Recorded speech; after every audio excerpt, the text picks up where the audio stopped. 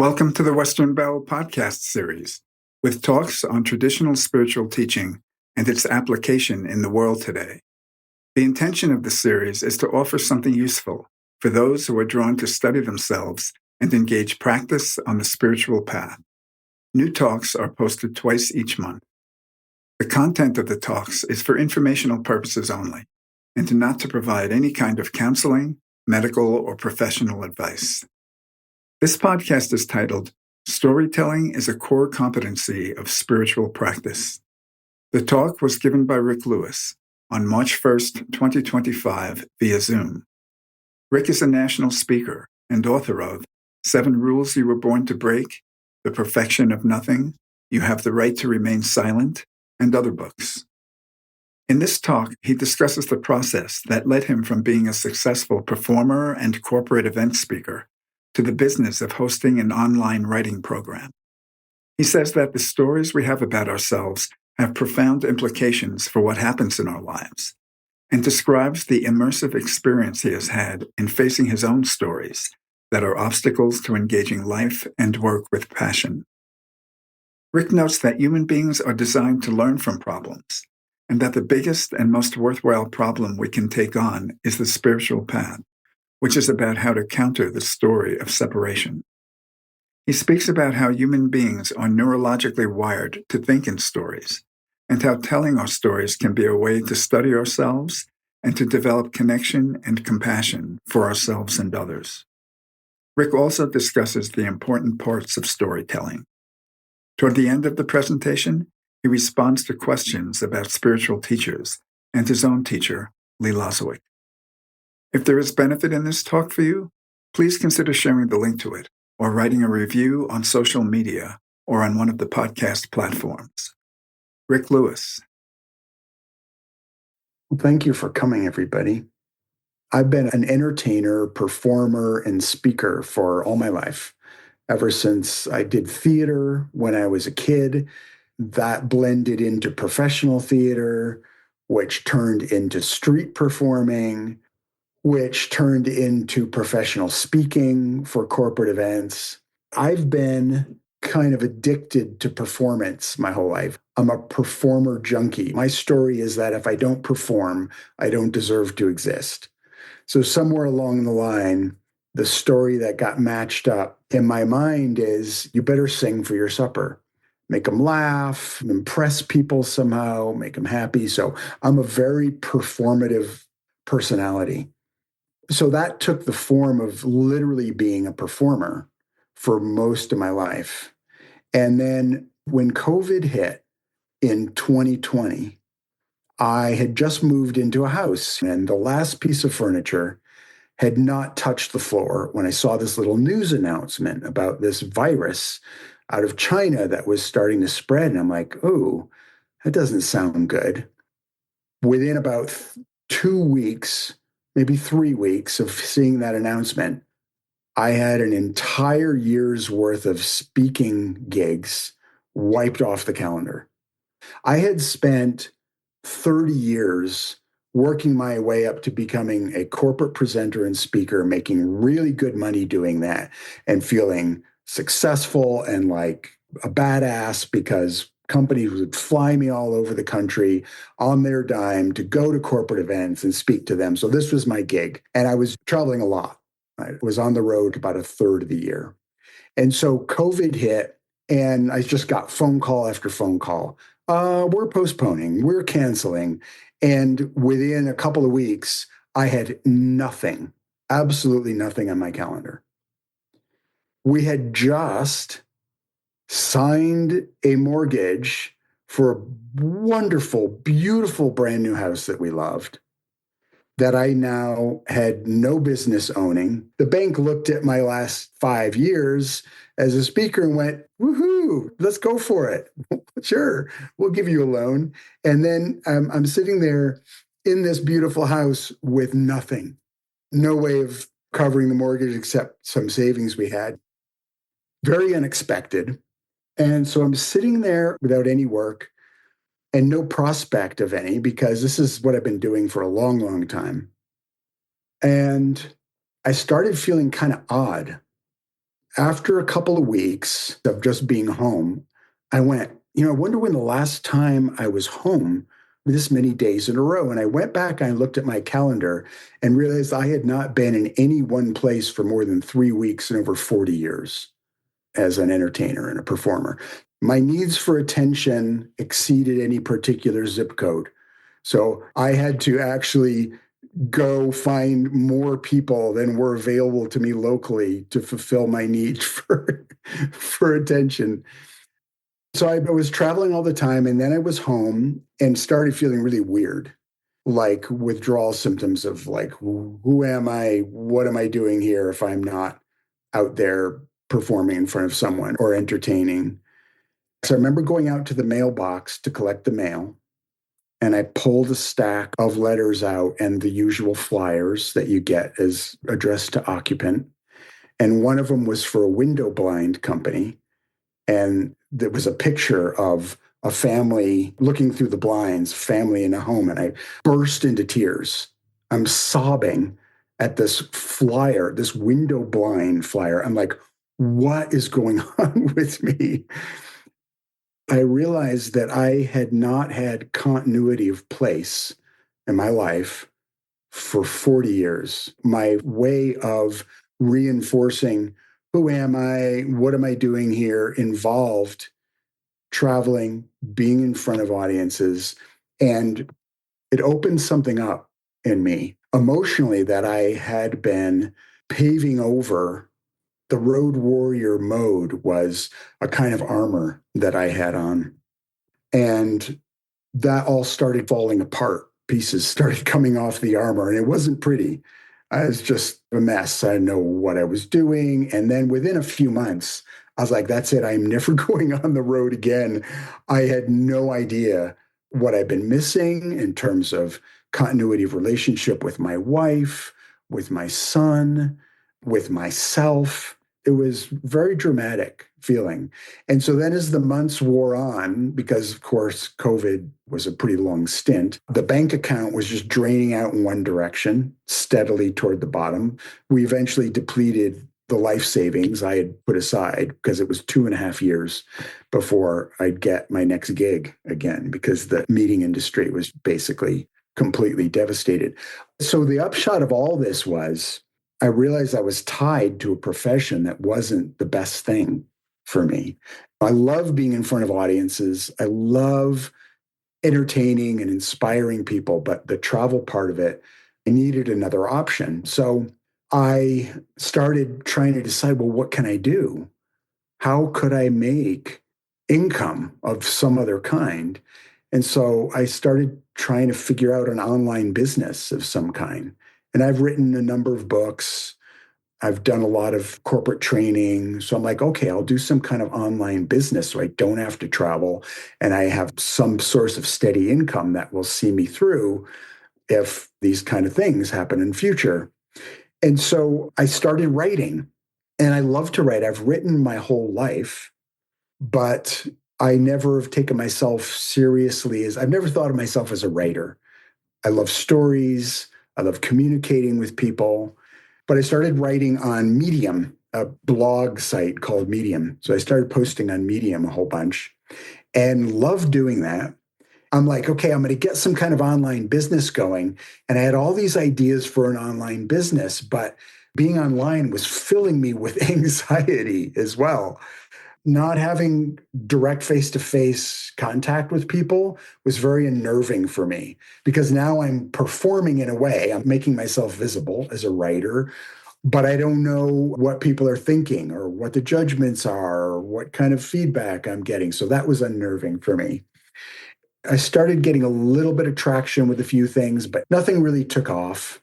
I probably started 7 or 8 different online businesses, and none of them was anything close to helping me make a living. This was during this 2.5 year period. So we were still burning through all my savings. And I stumbled upon a writing workshop, which is called Rite of Passage. I don't know if anybody's ever heard of it, but as soon as I saw this workshop, I had this feeling about it, this feeling in my gut like, wow, this looks really cool. I think I should check this out or be part of it. So I checked out this writing community called Rite of Passage. Well, I signed up. The course itself is a 5-week commitment, and you're fully engaged with these people for 5 weeks, and they show you how to write online. And so I joined the course, and I thought I was signing up because this would teach me how to make money online.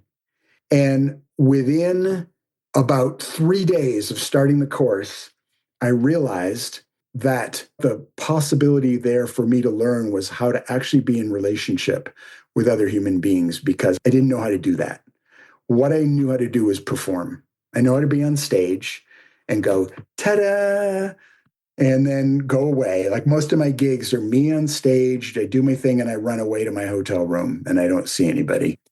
And so this whole rite of passage course, I realized I needed a relationship habit more than a performing habit. And we were given basics about how to put together an essay, an article. And then we were directed to go to Substack and create a publication on Substack and start posting. And so I wrote my first article and I posted it on Substack. And then I sat there pressing the refresh button about every 35 seconds, waiting for someone to like it or comment on it. I'm just hoping, again, in performer mode, gosh, I hope somebody sees this, likes it, gives me some good feedback. And after about 3 days of hitting the refresh button every few minutes, I went, okay, this is stupid. This is really making me anxious. This is not working. And I went, well, all the other people in the course, and there were hundreds of them, everyone else is doing the same thing, probably hoping for some attention. I'm going to go out and I'm just going to read other people's stuff and I'll comment on their stuff because that's just what I want. It's probably what everybody else wants. And at least then I've got something to do. So I thought, okay, I'm going to do everyone a favor by going out and commenting on people's stuff. So I started reading other people's articles and commenting on them. And it just broke me open. Because, like, oh my God, there are people out there with so many stories to tell. All these people talking about their lives and what they'd been through and things they'd experienced or seen, challenges they've overcome, domains of expertise they had. And I was so infused with this sense of letting in the perspective of other people rather than me going, hey, here's my thing, here's my perspective, here's what I think, come interact with me, really engaging with other people. And the thing about commenting on other people's work is that it forces you to actually read between the lines and go, like, who is this person? What are they talking about here? The comments were not, good job. Thank you very much for sharing your story. They were in depth, really engaging with people and asking questions and reflecting inside myself. How did this touch me? What did this mean for me? What I discovered is that commenting on other people's work was one of the most profound openings for me, not just for reflection and introspection for myself, but it created this ethos of community within Substack. It was weird. It wasn't the reason I did it, but I started getting this reputation for this guy who's commenting on everybody's stuff. So then what happened is people started coming, checking out my writing and commenting on my stuff. By the way, the name of my Substack, in case you want to have a look at it, it's about storytelling. It's honestlyhuman.com. At that time, when I first opened my Substack, it was called Pivot to the Podium because my idea was I was going to help people with speaking, with learning more about public speaking and storytelling. But there weren't enough takers for that.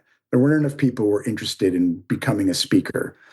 And in the first 2 years I was on Substack, I went back and did a rough count. I left over 5,000 comments on other people's work. And it created this deep running root system of exchange with a community of human beings I've never met before that was profoundly, profoundly enriching to me. And the process of doing this was deeply healing for me. And it's funny because I come from a background where part of my personal story and my friends and community story about the online world is online is evil, it's devoid of human contact, it's cold, you should meet people face to face. There's this whole narrative about internet. And of course, there are cesspools and backwaters on the internet you would never want to be caught in that are terrible for your spirit and soul. But what I found is that writing, the exchange of writing and telling stories and sharing personal, authentic life experience with other people was just profoundly nourishing and healing. So it started creating this unexpected community and this sense for me of realizing that the more authentic I was about my real experience, the more people were drawn into conversation. And the conversations that mattered, the conversations that were really nourishing and compelling, were those where I was just saying, hey, here's what's really going on for me. That was really cool. So that was out of Rite of Passage. So then, Rite of Passage had been in existence for 4 or 5 years. So they do 5 weeks intensive of everybody together, and then a break of 4 months, and then another 5 weeks, and then another break. And everyone thought this was going to be here forever because we loved it. We had this intense month of community building, of getting to meet people. We're in Zoom sessions and we're Zoom calls and sharing ideas and exchanging drafts of our writing. It was very thrilling. But then eventually, it was in the 15th cohort, and I did cohort number 9. And I'm like, this is amazing. I am all in. I paid for a lifetime subscription where you can go to as many of these as you want. I paid and I started going to every cohort. So on the 15th cohort, right before it starts, they announce they're going out of business. This established company that put thousands of people through the program, they were charging $4,500 for the 5-week cohort. And it was worth it. But it wasn't worth it because, the writing instruction was great. It was very well done. I learned a lot, but it was the people. I mean, imagine having a bunch of people show up who have the necessity to put their life on hold for 5 weeks, who paid $4,500. People are like, yeah, I need something here. So you've got people who are players in life. They've done something. They've got some cred. They've got domain expertise somewhere. And suddenly we're all in a room together. So it was the breakout sessions between people that were phenomenal. I'm meeting people from all over the world, CEOs or inventors of things, or people who have tremendous knowledge in a specific area of agriculture or AI or leadership. It was incredible. So when they pulled the plug, because the founder just decided he wanted to move on to other things, we were all, what are we going to do? Where are we going to get our community from? That was my first thought. Where am I going to get my community from? Because I was all in. I need community in my life. I have not had community. I have avoided it. I've been too scared of it, but I need it. And this is where I'm getting it. Now it's gone. 20 minutes after the announcement, the thought enters my mind, maybe you should do something. Maybe you should host something. And then for the next 6 weeks, I had inner warfare in my head between two stories. A story about Rick, the performer, this is what you do, this is what you're good at. And Rick, the person who had already tried 6 or 7 online businesses, all of which had failed without exactly knowing why. So I'm battling between my intense, deep need, my compulsion to serve, basically, because now there's this gap and there's a need. People want community. I love community. I've discovered community. By the way, I've been in communities. I've been in intentional communities and spiritual communities without ever having been in those communities. Like I was not available. I was performing. I was trying to be the best member of the community or the most respected member of the community rather than actually in relationship with people as an authentic, honest, just real person. So it was really ironic that I was discovering this, and it was facilitated by the COVID thing and the breakdown of my sense of identity. So I battled inside my head for over a month. Oh, should I do this? Should I not do this? Who are you to do this? You don't really know anything about writing. You've never led anything like this before. And I've always had a big story about being a leader, that I'm not a leader. I'm a performer, but leading, who the heck would follow? I've never led anything. I've never even had a real job ever. I've never had colleagues with any kind of continuity. The idea of leadership or leading a business or a community was completely antagonistic to my identity. But I had made some really good friends in Rite of Passage. And I had a couple of friends that I was meeting with weekly. And after about a month of debating whether I should start an alternative to Rite of Passage, at the very end of a meeting, at the 59th minute, this is my thing where I am so hesitant to talk about what I really care about, what I'm really passionate about. I will hold really close to my chest because, of course, if you air that stuff and somebody doesn't like it, it hurts. It really affects you. So these are good friends. At the 59th minute, I say, you guys, I'm sort of thinking like, Rite of Passage is ending. I'm thinking maybe, possibly, I might like to sort of maybe start something that could replace that, like this. And they're like, what? That would be fantastic. You should totally do that. We're in. Tell us, where do we sign up? That would be fantastic. And so I immediately started feeling panicked about that, both excited and panicked. And so I was like, oh shit, okay, I guess I should do this. So I decided to go find a community platform that hosts community. I researched it. I started thinking about how it would be structured and what would be in it, what I would like it to look like. And I started building out a community and then going to people that I had run into and made friends with in Rite of Passage and other people I knew, and started inviting people one at a time to a community of people that I would love to be surrounded by, who are thinkers, they're passionate about ideas and self expression. They want to be honest, authentic humans, and they love writing. And so one by one, I started going looking for people, and people started signing up. That was amazing. So I charge now for Right Hearted, I charge $2,000 for a full year. And the change for me was I want continuity of relationship with these people. We're not doing 5 weeks and then you're gone, and then months later, another 5 weeks. We're going to be in the trenches with each other, get to know each other, have each other's backs, and we're going to have the best writing self expression year of our lives. That is my commitment to you, because we're not messing around. We're going to be real. We're going to support each other to speak more consistently and more courageously what is true for us and what is important to us as a human being, and make it publicly available. Because how else are you going to serve if you're not willing to talk about what you most care about?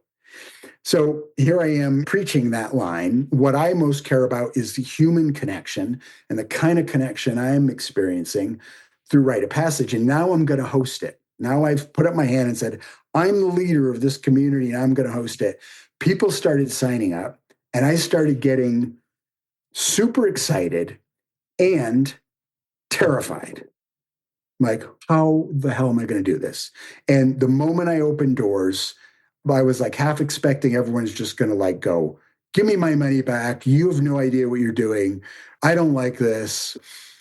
So I was so scared. This is a guy, you're looking at a guy who figured out over years how to get on stage in front of 2,000 people and be totally comfortable, making them laugh and speaking in front of them. But I could not hold it together to start a business that had 30 people depending on me, looking to me for a year of results for some form of transformation in their lives, which I have to say, I'm way more interested in than a hit and run speaking gig. I care about people. transformation for human beings, there's nothing I care about more. There's nothing that lights me up more than seeing somebody move outside of an old story they've been carrying all their lives, unwilling to serve at the level that they know they could serve at, or participate in life in a way that makes full use of their strengths or their joys or their passions because they have an old story that is boxing them in. So I love that. And that's what I wanted to serve. And yet, I was exactly in that position where I had my nose right up against this old story about who are you? You don't know anything really about business. You're not a leader. You can't lead. People aren't going to hang in there. They're not going to like this. They're going to go away. So I got to the point where I was 2 weeks from the launch of the community when we were going to have our first day. I had about 20 people signed up and I had put a cap of 30. I was like, we're not taking any more than 30 people because this is going to be an intimate, we're really doing this. I'm sitting at my computer. I'm trying to write an email to the group and I'm still talking to other people about enrolling. And suddenly the fingers on my left hand feel really tingly and it starts spreading up my arm and my hand feels numb. My arm feels tingly and my whole arm starts feeling numb. I'm like, whoa, what the heck is this? And so I raise my hand above my head to try and, shake it out. And I suddenly got pass out dizzy and nauseous. And I was like, I'm having a heart attack. I'm in good shape. I'm 63 years old, never had any heart problems, but I had been so deeply stressed by this process that I wasn't breathing. And so here I am. I barely make it over to the bed and I lay down and I'm yelling for my wife. I'm a 60s male. I don't need help with anything. I don't ask for help. I don't need help. I figure stuff out and I help other people. So I literally had a moment, speaking of stories, where I thought, do I really want to ask for help? I could be having a heart attack and I'm questioning, one, do I want to ask for help? Two, should I really go to the emergency room? So I'm like, okay, this is stupid. I, I better get myself to the hospital. I call for my wife. I yell for her across the house. She's downstairs. She came upstairs. I said, I think I might be having a heart attack. We have to go to the emergency room. So she calls for my son. My son comes out from his room, and I've got my arms over their shoulders. I'm panicked. Wow. Okay. I did not expect this. We get in the car. We go to the emergency room. I'm admitted. 6 hours of tests, EKG and chest for stroke and blood tests and the whole works. And the doctor's looking at everything. She's like, your heart is good. Everything's neurologically working just fine. I'm like, what do you mean everything's working just fine? I like pass out dizzy. So they sent me home. So I go home so intensely scared and panicked that I couldn't do anything for like 2 days. I'm supposed to be launching this business in a little over 2 weeks now. And I go over and I sit down at the computer to try and go back to work. And the same sensations start overtaking me. I'm almost like blackout dizzy. What in the world is going on here? So I go back and I go lay down again. And I am now studying like a hawk. What is happening here? Physiologically, what is going on with me? And I started to be able to see and pay attention every time I started to put my attention on moving this project forward. Everything physiologically inside of me basically was saying, oh, you think you want to step up? Who knows what it was? I'm sure there's some incident or series of incidents as a infant where I felt ashamed or embarrassed or not good enough or rejected or unloved. There was something that happened, and I made a decision a long time ago that, oh, I'll never do that again, whatever it was, speaking up or being really passionate. Who knows? I have no idea what it was. But I was now moving towards something I was extremely passionate and excited about. And unconsciously, the power of the unconscious story, which is there to protect us from ever feeling that bad again, from ever feeling that shame or that sense of rejection, whatever it was, these defensive mechanisms get put into place. A false persona gets put into place. I literally became a performer. Okay, I'll just make them laugh. That's what I'll do. That's how I'll get around this. And so now here I am trying to move toward this thing. And this part of me, this protective, defensive part is saying, oh, really? Oh, that's funny. You think you're going to do this, huh? I will take you out before I will let you be that vulnerable again. I had never seen to this depth and to this degree, because I had never pushed back this hard against moving toward essence and the essence of who I feel myself to be that I so care about. I had never risked putting myself out to this degree with that much exposure. And now that I was determined to do it, the monsters come out to play then. The monsters are very benign. The masks are very normative. The usual way we experience monsters and the protective gargoyles at the gate to keep us from getting close to our real thing, it's like, oh, I'm feeling tired. I think I better go lay down. You know, this one where you have an idea, oh, I'm going to create something or write something, or I'm going to do that resume, and we go lay down. Or you sit down to work and then it's like, I'm really hungry all of a sudden. I better go get something to eat. Or, oh, there's so much to do today. And for any of us, anytime you start progressing toward with any sort of commitment or dedication towards something that really matters for you, there are all these ways we get spun off and pulled in different directions. And you get to the end of the day and you're like, what happened there? How did I never get to the thing I was going to do today? And then months go by and years go by and you go, how did I not complete that program? Or how did I not complete my degree or my novel? Whatever it is we feel drawn to do. So there I was in the midst of feeling determined to actually make this business happen, but having bouts and waves of nausea, blackout, anxiety, and dizziness that literally just wanted to just say, no, absolutely not. You're not doing this. I was doing stuff with my posture. I was doing stuff with my breath, trying to figure out, can I breathe differently? I was doing box breathing. I would go out and exercise and come back. The exercise would be great. I'd go cycle for an hour and I'd come and I'd sit back down and I'd get 3 minutes at the computer and then I'd be blacking out again. It was fascinating to me in terms of an exercise and self-observation and observing the different eyes. So I use that term. I don't know how many people are familiar with the Gurdjieff work, the spiritual teacher Gurdjieff, who promoted what was called the fourth way. He had this terminology where he spoke about eyes, the idea that we have different siloed characters within us that run different parts of our lives and do different things under different circumstances. And so I had this protective eye. It had always been there. It's been there my entire life, 60 freaking years old.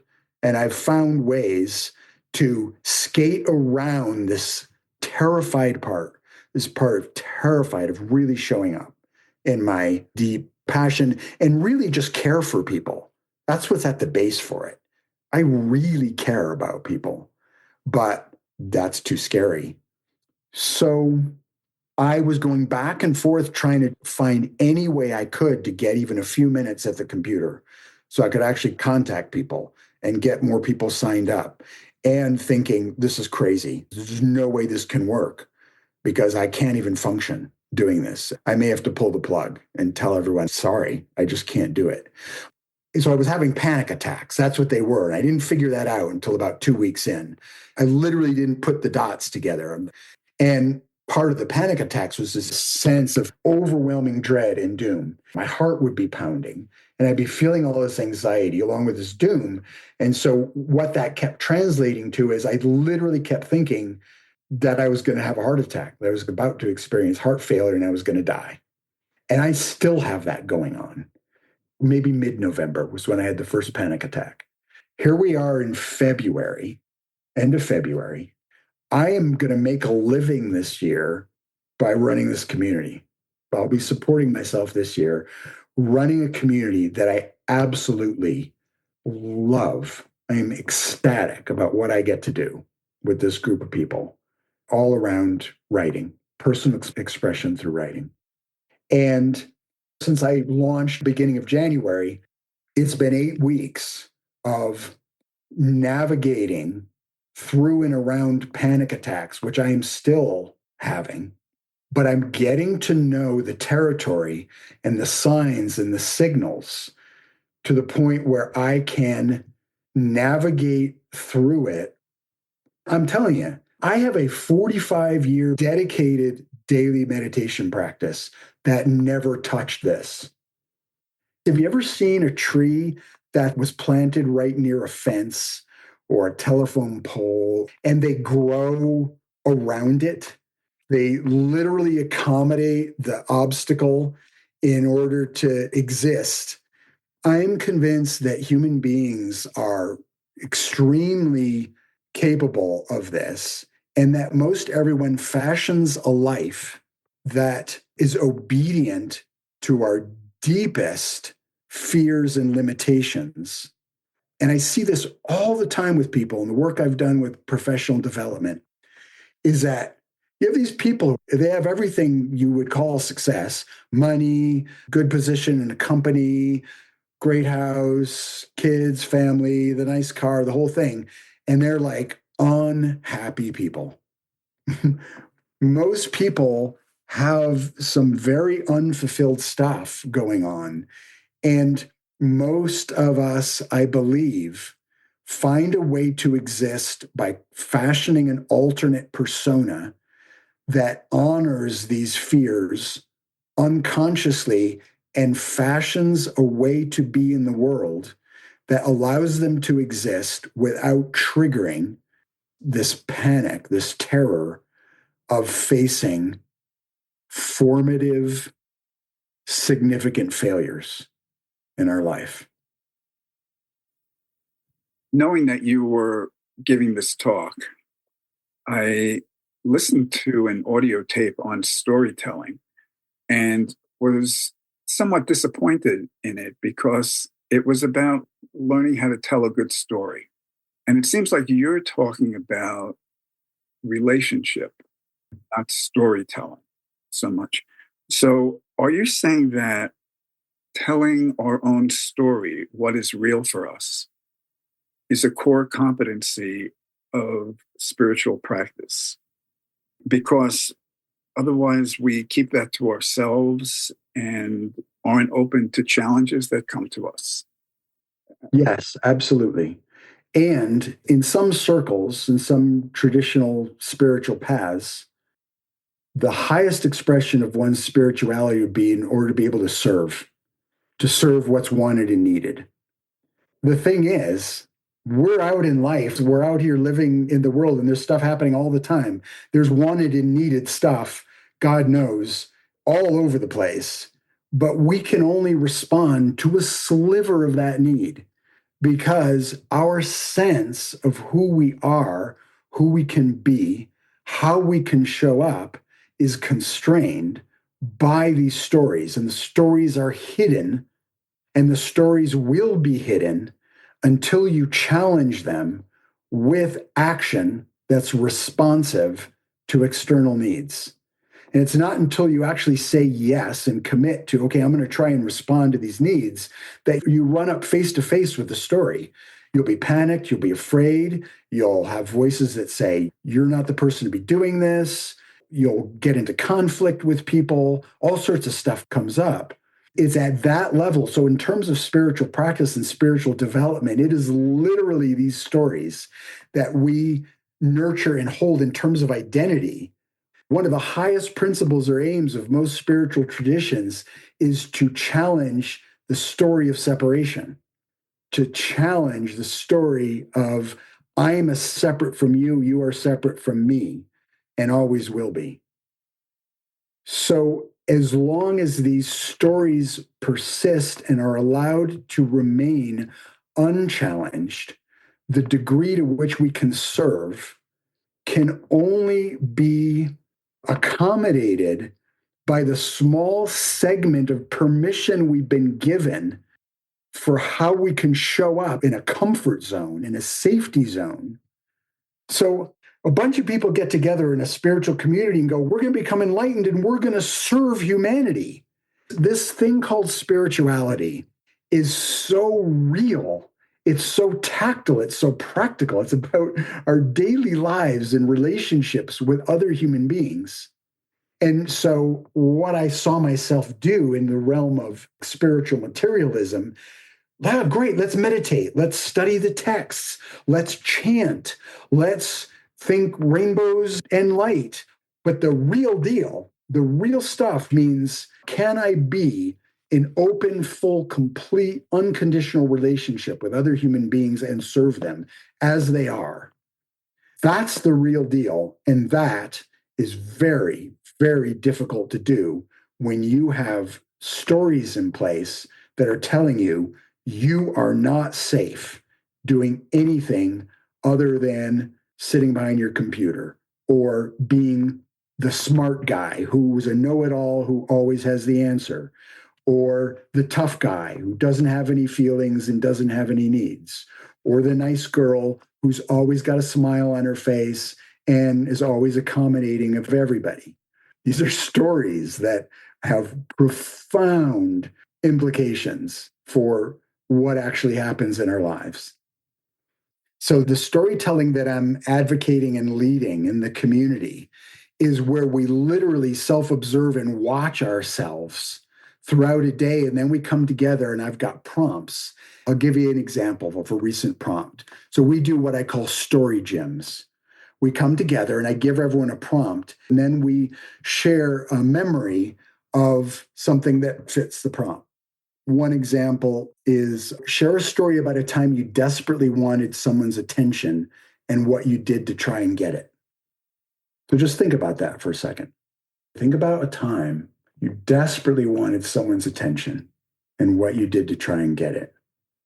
And what happened? Did you give yourself away? Did you do something dumb? Did you embarrass yourself? Or did you go way beyond your usual efforts? Did you desperately follow somebody around? That's an example of a story. So, what usually happens in a story, Jim, is someone will spark on a memory. It'll be quiet like this. And somebody will go, oh, I have one. And they'll tell the story. We're in Zoom like this. And everybody is leaning in, going, whoa, listening to this person's story.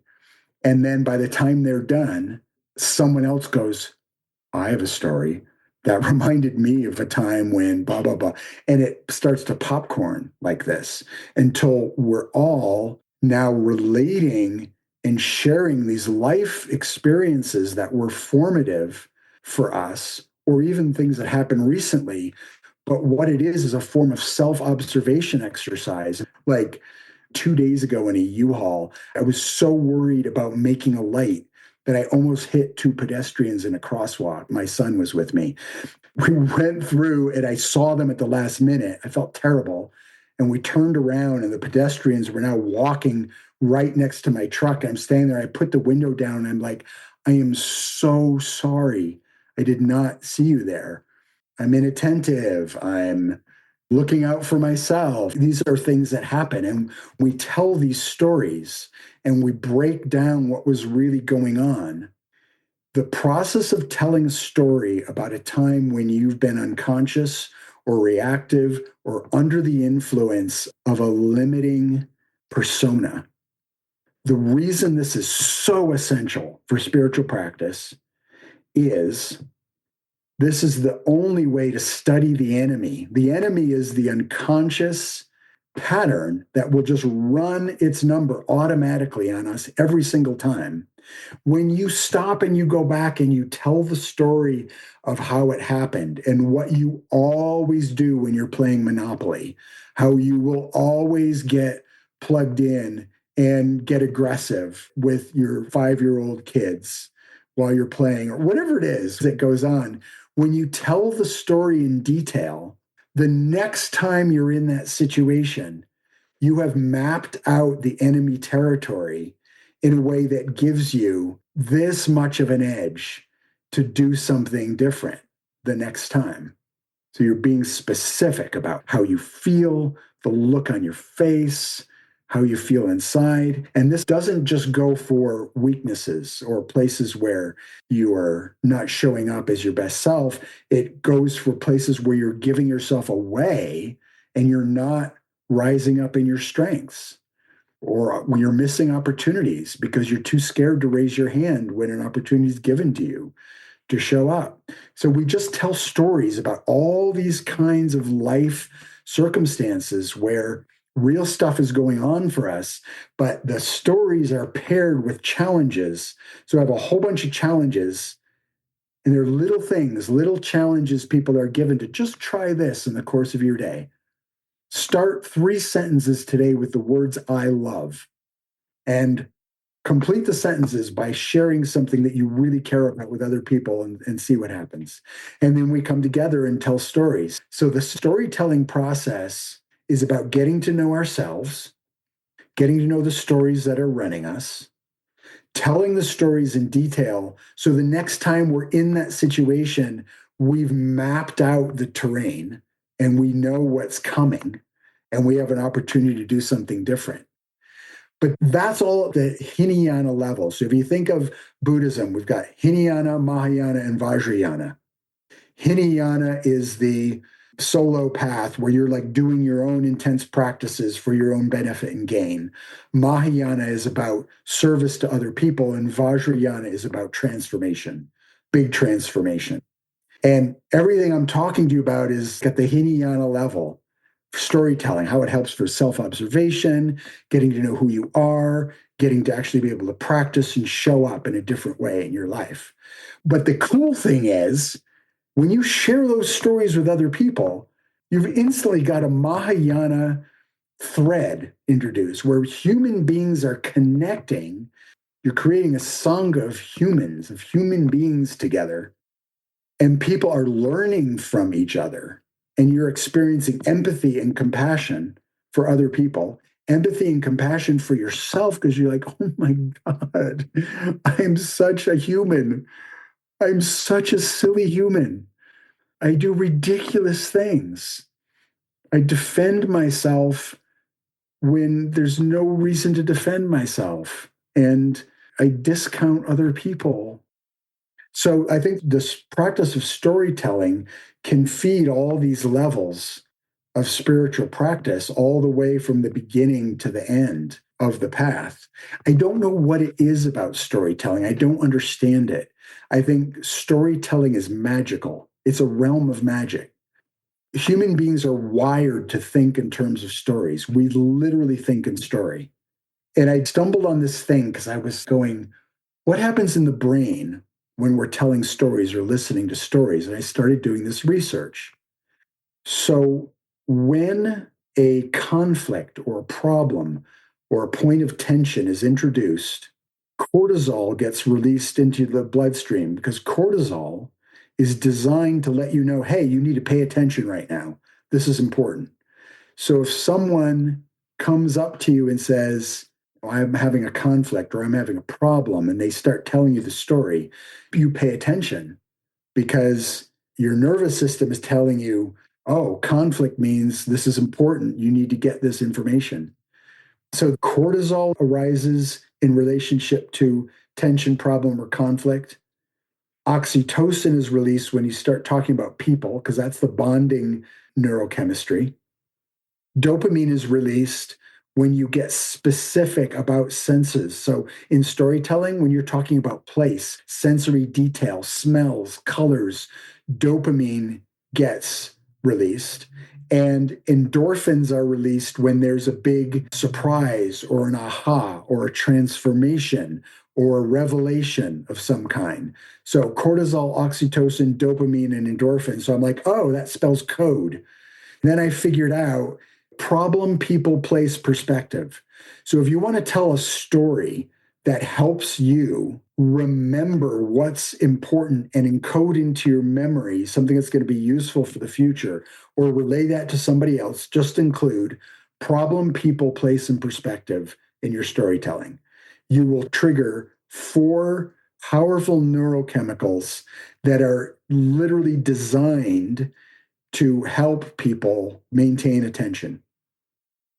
So everything I was telling you about, the whole story about the rite of passage and the writing and the community and the big problem I was up against, it's a pretty interesting story. Whoa, what's going to happen here? Where is this going? And I'm talking about people, I'm giving details of place, and then you have this revelation of here's what I'm learning by facing the problem and moving further into the problem. That is literally what human beings are designed to do. And the spiritual path is the biggest problem.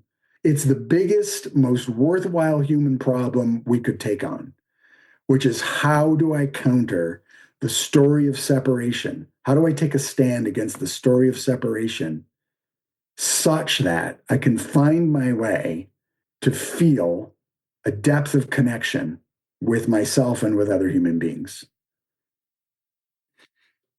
About 2 months ago, we got notice we had to move out of our house. We've been renting in Vancouver. We've been looking for a place to move. And there's 5 of us. I have 2 older kids, and we wanted a Lewis family home, a place where we could all gather and feel like we can connect and have meals and family gatherings. My mom lives in Washington State over the border, and we're like, we really need a home. We need a place that really works for us. So we've been looking for a house, hadn't been able to find one, a place that we all agree on. 4 weeks ago, this house came on the market. We all went and visited the house and we agreed, this is it. This is the house. So we bid on the house and our offer is accepted and they want a quick close. So the last month has been an absolute whirlwind of getting out of our old house, getting multiple contractors. I've been juggling this: flooring contractors, plumbing contractors, electrical contractors. The house was built in 1910. It's this beautiful, wonderful heritage house. But all this work had to be done before we could move in by the close date. So I've been juggling all of that. We literally 2 days ago got the last piece of furniture in the new house. I've spent the last 10 days schlepping with a 15-foot U-Haul stuff back and forth between the 2 homes. About 2.5 weeks ago, a house that we have that's been on the market for 5 months finally got an offer. They also wanted a quick close. So I woke up at 3:30 a.m. this morning, got on a plane. My son and I went to the house to now load out stuff that we still have in this house we're trying to sell that's supposed to close on Monday. I was saying to my friends, never, ever have I been stretched this far. I don't even know how I'm still standing up. At the same time, I'm having panic attack demon over here going, this isn't going to work. This is all going to collapse. And now this is so fascinating to me that I can get on this call thinking, I have no idea how this is going to go. I don't even know if I'm going to be able to complete this. I might have to sign off. And once we start talking about what matters, I have more energy and more joy out of getting to do this. I tell you, I don't understand this whole mechanism yet. It is a big mystery to me. I feel like I'm still so far at really understanding how this thing works and what its real limits are or aren't. It's all off the table right now. I'm like, I don't know. Anything could happen from here. I don't know if anyone will relate to this, but the strongest waves of panic come when the best things are happening, not the worst things. It's when good stuff really starts to happen, something in my nervous system goes, oh shit. The other shoe's going to drop, man. Something bad is going to happen. Good thing happening means bad thing coming. And somehow that's the story that's inside of me. And so as good things happen, and I have an opportunity to actually serve in a way I've wanted to serve for a lifetime, I've never been more challenged and more fulfilled. So this is something to note about the spiritual path. This idea of spirituality being calm, light, love, have a good time, be happy, loving, it's just not how it works. The best things that are supposed to happen are the most harrowing, difficult, challenging, will put you face to face with a voice that will say, this is not going to work out. Because God energy is huge. We're so funny. We're like, we want God. What do we think God is? It's the force of life. And we're saying, I want the full deal. I want that channel wide open. I'm ready for it. Bring it on. And what's actually going on in our nervous system is like, imagine a garden hose. It's on at the faucet, but we've got it kinked up in about 20 different places. And we let through this little trickle of moisture, and we call that life. And when you start unwrapping that garden hose so the flow can actually come through it, what it feels like in the human body is scary because we don't know how to host that much energy, that much force, that much passion, that much love, that much caring. We don't know. I thought I did. I thought that's what I was doing.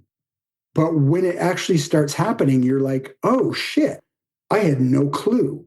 I had no idea that it's this visceral and this playing for keeps.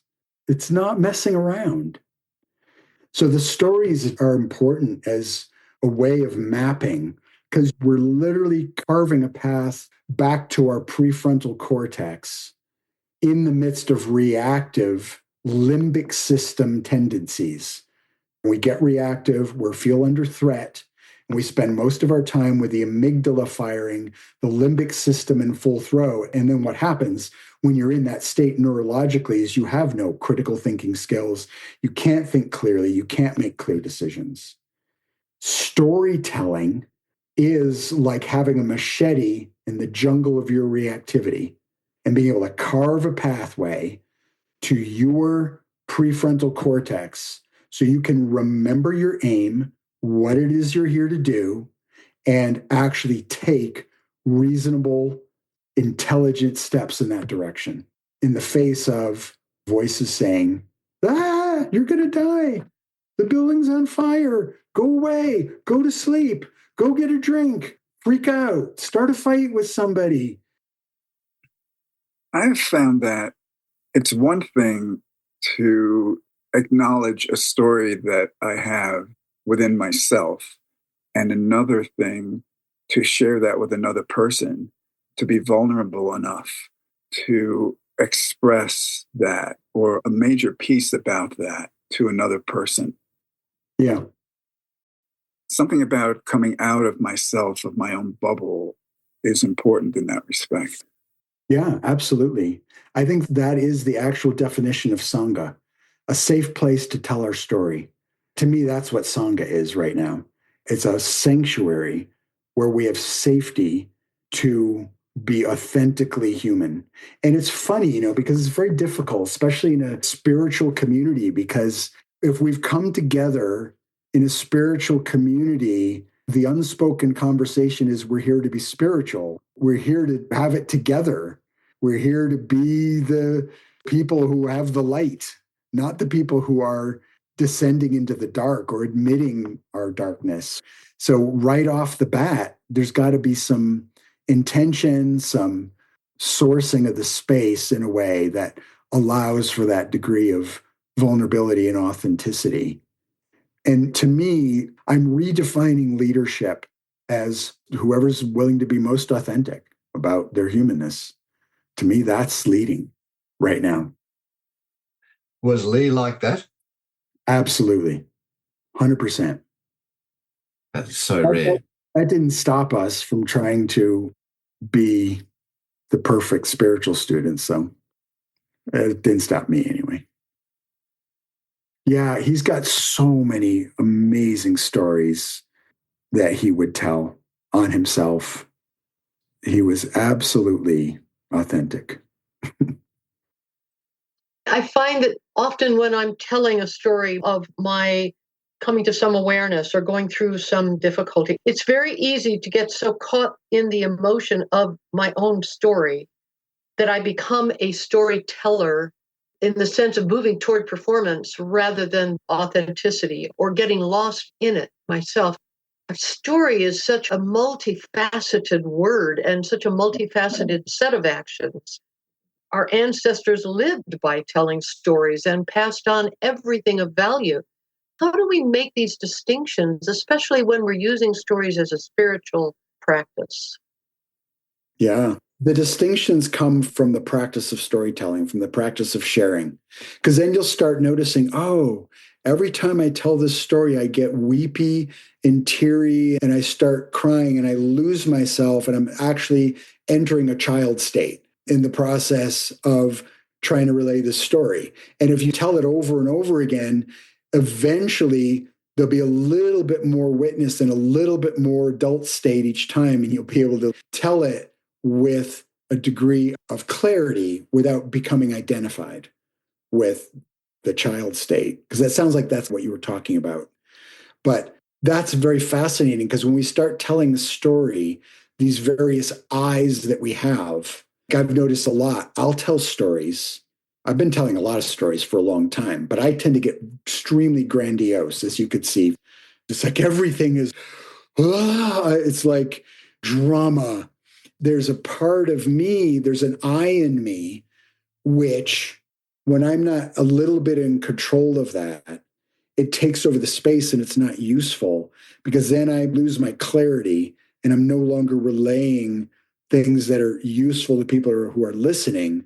I'm just trying to prove something about my own value or worth. That's the beauty of storytelling is when you start talking about your life and the specifics is these various eyes will take over the story.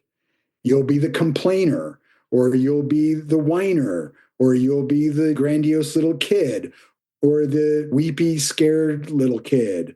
And so storytelling is wonderful for that because you'll get to the end and you'll go, oh my God, am I ever embarrassed? Who was that wound up, telling that story or giving that talk? And as you do that, you get more facility with recognizing these parts that want to come up and take the steering wheel when you're speaking, and you learn how to be able to modulate them better and back off and come back to center. And then all those characters can become very, very useful because you can use them when they're useful in the relaying of a story or information because they have a lot of energy. Like the grandiose part of me, that's what makes me a good performer, but not if it runs away with the whole thing.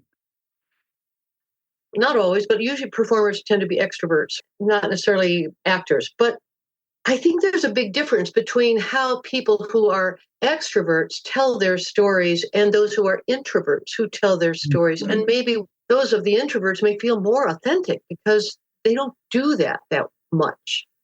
My question has to do with how that gets in our way or whether that's an arbitrary distinction. I get what you mean. There's a kind of performance mode when you're trying to perform at people versus connect or show yourself. It has a very different impact on the audience.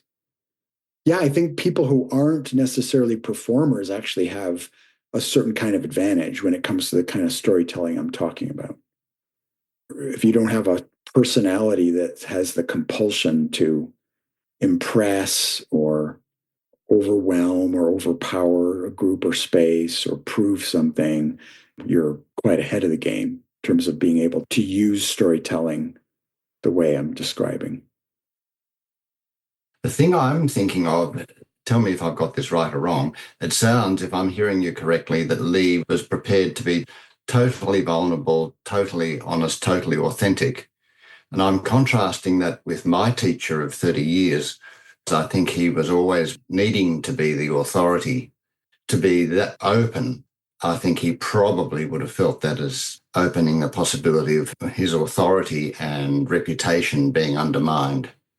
Does that make any sense? Yeah, of course it makes sense.